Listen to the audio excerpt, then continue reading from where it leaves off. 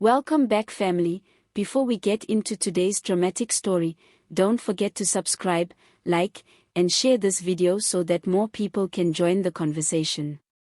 Now, let's talk about something that has been shaking the political scene in South Africa and leaving many scratching their heads. The economic freedom fighters, yes, the EFF, once branded as the fiery, uncompromising, revolutionary movement that gave sleepless nights to the ANC, the DA, and every establishment politician, is suddenly being whispered about in corridors of power as the big bad wolf that has strangely started behaving like a sheep. How did we get here, and what does it mean for South African politics? For years, the EFF has carried the reputation of being the militant outsiders. They were the disruptors, the ones who brought Parliament to a standstill with red overalls and bold slogans like, "Pay back the money." They entered the scene breathing fire, unafraid to insult, to expose, to challenge even the President of the Republic without hesitation. They built their identity as the voice of the poor, the angry, the marginalized. They promised radical change, land expropriation without compensation, nationalization of mines and banks, and the tearing down of the old order. They positioned themselves as the storm that would sweep through South Africa's politics and reset the entire system. That was the big bad wolf persona, loud, threatening, ready to bite. But recently, observers are beginning to ask, where is that wolf? Has it lost its teeth? Has it softened its roar? Has it slowly become part of the very system it once condemned?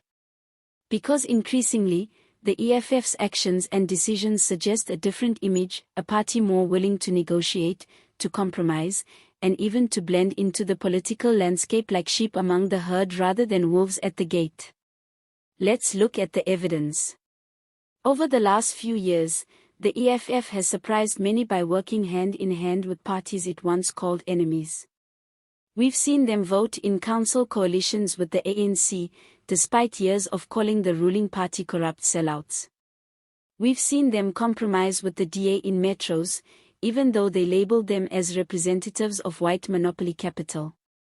The wolf that once vowed never to dine with wolves now seems comfortable sharing the same political table.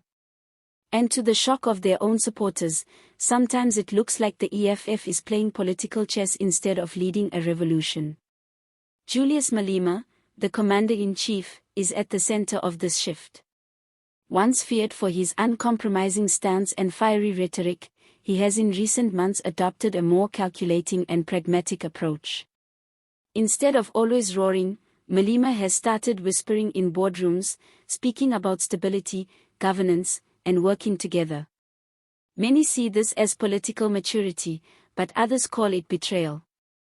After all, wasn't the EFF supposed to remain the radical opposition, the permanent thorn in the flesh of the establishment? What happens when the wolf starts wearing sheep's wool?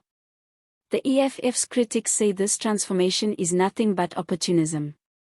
They accuse the party of selling out its principles for positions, for influence, for a taste of power.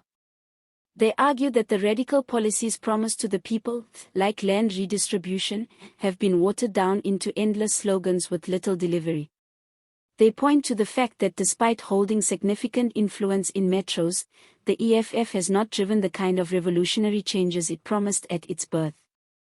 Instead, it has become part of the same political culture of deals, compromises, and quiet handshakes. To the critics, the wolf has not just turned into a sheep, it has been tamed by the system.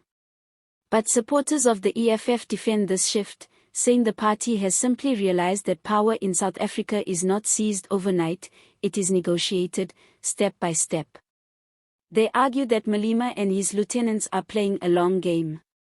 By entering coalitions, by showing responsibility in governance, the EFF is demonstrating to the electorate and to international players that it can be trusted with real power.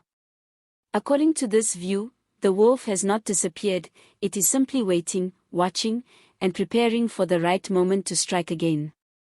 A wolf in sheep's clothing, if you will. This transformation, real or perceived, has huge consequences for South African politics. For one, it reshapes the battlefield for the 2026 and 2029 elections. If the EFF is no longer seen as the uncompromising alternative, then where will the frustrated youth and unemployed masses turn? Could this create space for new movements even more radical than the EFF? Could it give rise to splinter groups who feel the EFF has lost its way? Remember, history teaches us that once a revolutionary movement is seen as soft, another harder movement emerges to take its place. On the other hand, if the EFF is indeed strategically adapting, it could be positioning itself as the kingmaker or even the future government.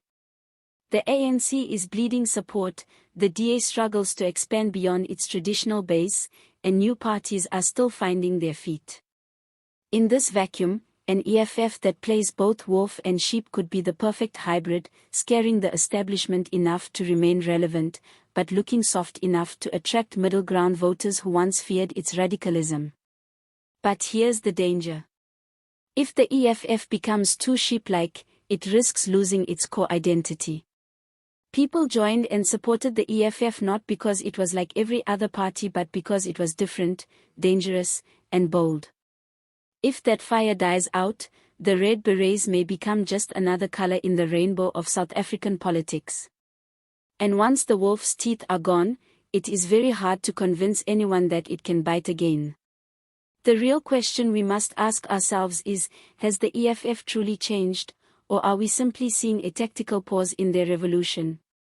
Is this sheep's clothing just a disguise, a way to sneak closer to power before revealing the fangs again? Or has the wolf been tamed for good, seduced by the comforts of political deals and quiet influence? Only time will tell. But what is certain is that South Africa is watching closely. The poor, the jobless, the youth, they are desperate for a movement that will not compromise, that will not bow. If the EFF cannot live up to its revolutionary promise, then history might judge it as the wolf that lost its roar. But if this is simply a strategic disguise, then maybe one day the sheep's wool will fall, and the wolf will re-emerge hungrier and more dangerous than ever. Family, what do you think? Has the EFF softened for good, or is this just part of the strategy to play the long game? Drop your thoughts in the comments below, don't forget to subscribe, and stay tuned because the story of the wolf and the sheep is far from finished.